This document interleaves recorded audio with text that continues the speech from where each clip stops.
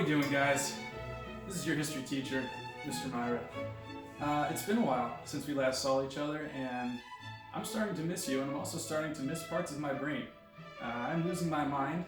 I'm losing control, Boo-Boo. I don't know who's steering the ship.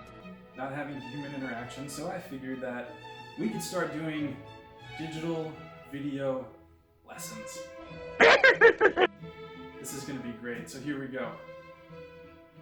Now, in today's digital video lesson, we are going to be talking about the causes of the American Civil War. The American Civil War can be most easily summed up as a conflict between the North, that's us, America, and the South, the Confederacy. Officially, the Confederacy never really existed in the eyes of Abraham Lincoln. They were just a rebellious part of the nation that happened to compromise half of all of America's geographic lands. But they didn't exist. Now, when we look at the American Civil War, too, we also have to look at the fact that the Confederacy had a functioning government. They had a president whose name was Jefferson Davis. They had their own constitution. And they actually saw themselves as the inheritors of the American Revolution. They saw themselves as almost a George Washington-esque noble cause, if you will. Now, in the North, Lincoln, like I said, looked at the South as rebellious traitors. And we talk about the South, we mean everyone from Virginia on down. Let's pull up a map and look. Special effects, special effects.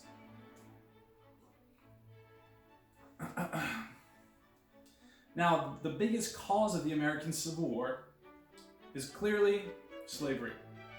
Now, there are some, what we would call historical apologists, who would say that no, it wasn't really about slavery, it was more about Lincoln intruding on states' rights. In this time period, we had yet to really establish who was in charge. Was it the federal government, think like Washington, D.C.? Or did the states have the rights to nullify laws? When we talked about Andrew Jackson, we brought up the doctrine of nullification. If you remember what that said that some states believed that they could just ignore any federal law that they did not think was constitutional or served their best interest. So this comes to a loggerhead because one, we don't solve the issue of slavery, and two, we don't really determine who's got the power in this system. Is it the federal government on top, or is it the state governments? Can they supersede what the federal government does? So getting back to the point about historical apologists, some will say that no, this was a war over states' rights. They're not entirely wrong, but it was a war over states' rights to keep slavery. So in that essence, yes, it may have been about states' rights, but it was more so about keeping slavery. Now our next question is, why did the South believe that they needed slavery to function? Well, if you remember in our previous lessons, we had spoken about how in the South, most of their economy was reliant on farming. Look at this graph.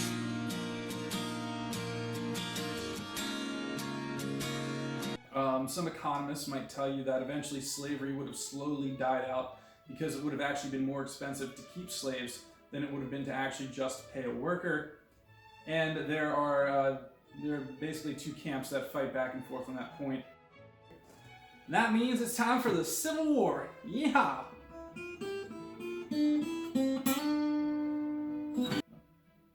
So how does this all get going? Well, there is a fort in South Carolina called Fort Sumter.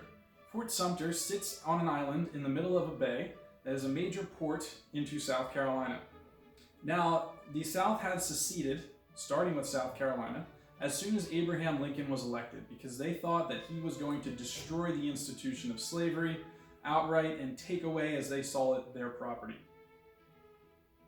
So what happens is we have this Union fort, the Union, meaning America, that is in the South, and Lincoln sends a supply ship to go down and drop off some food, because obviously the locals are not feeding this little fort that sits out in the middle of the bay.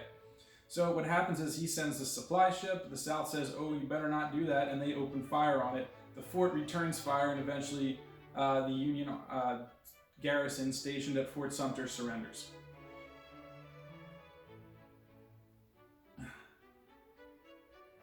and that is the start of the American Civil War. Now, what is a civil war proper? The Civil War refers to the conflict between the United States, the Union, and the South, the Confederacy, if we're talking about that as a proper noun. However, a civil war in general is just when a country fights against itself.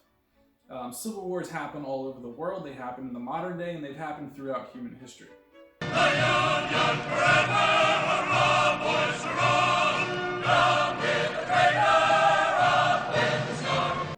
So, the Southern strategy for the war. When we look at the economic statistics of the South had about 1/3 the population of the North. They had about half of the war colleges that the North had. However, the North had about 90% of our nation's factories. Now, why is that significant? Well, because with factories, you can make stuff. So if we're talking about fighting a war, that means that you can make more guns, you can make more boots, you can make more bullets, etc., etc. Look at this graph.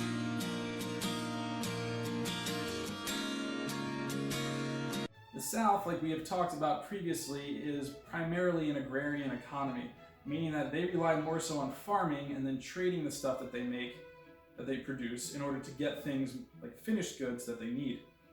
So therefore, what happens is the South is already at a disadvantage at the start of the Civil War, and they know this.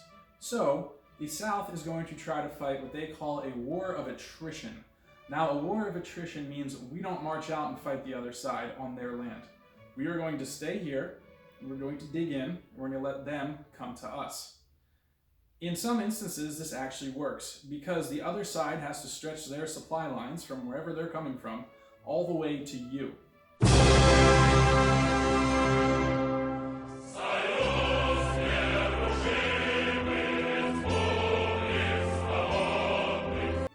And that is taxing, and that will wear down your soldiers, because in this time period, we could transport some of the army by train, but for the most part, they're doing a lot of marching too.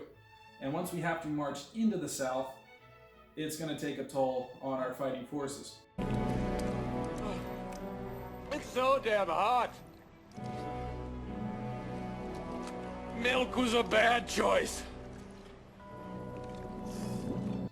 So what the South does, again, is they fight a war of attrition. Now the Union has a different plan. They look at the South and they say the South is gigantic, geographically speaking. It's not as settled, and they don't have nearly as many rail lines as we do. So it's going to be harder to move our troops. Therefore, we are going to kind of take their war of attrition idea and we're going to turn it on its head. We come up with something called the Anaconda Plan. The Anaconda Plan is a plan to surround all of the area in the South and basically squeeze in and constrict the South and cut them off from any trading partners outside of their own states. Now, the South believed that potentially England would come in on their side and help them, because the South produced a lot of the cotton that was getting shipped over to Europe, and they believed that England was dependent on southern cotton for their factories to produce clothing and textiles. However, the British said, I don't think we're going to do this, we'll be fine. And they end up getting their cotton sources from elsewhere, primarily places like Egypt or in the Middle East, which actually turns out to be closer and cheaper for them anyway. So now the South has an issue where they don't even have any allies in this fight. So the cards at the very beginning are already stacked against them. Thank you. Thank you all for joining us on this version of Digital Learning History with Mr. Myron. You all have a nice week.